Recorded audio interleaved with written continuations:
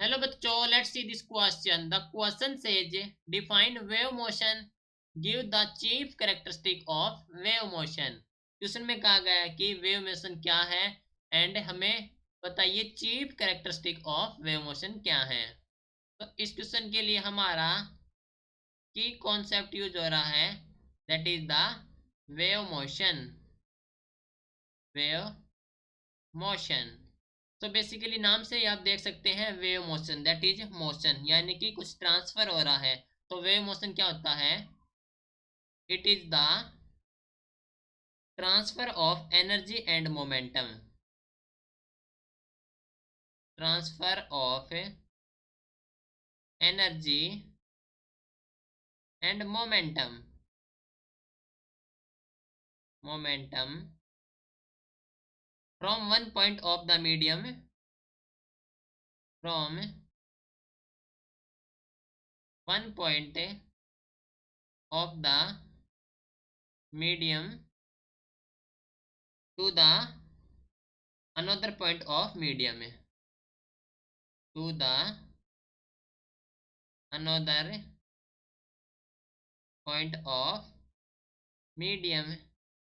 ठीक है, ये होता हमारे पास transfer of energy and momentum, लेकिन without actually transport of matter. हम ऐड कर सकते हैं one point to another of medium without actual transport of matter, यानी कि मैटर का ट्रांसपोर्ट नहीं होगा, ओनली एनर्जी एंड मोमेंटम का होगा. Without actually transport of matter, उसे हम बोलेंगे वेव मोशन. राइट. अब बात कर लेते हैं chief characteristic of wave motion. तो कैरेक्टरिस्टिक है, first one is the energy और मोमेंटम ट्रांसफर होगा from one point to the another. Okay, तो ये है characteristic, energy and momentum are transferred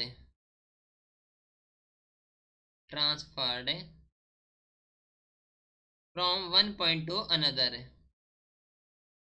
from one point to another. ठीक है.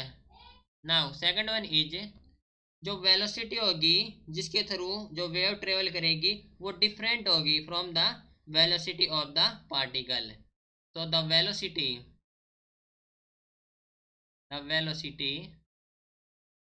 with which wave travels is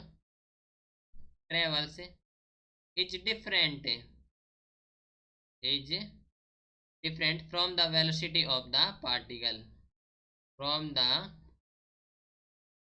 velocity of particle.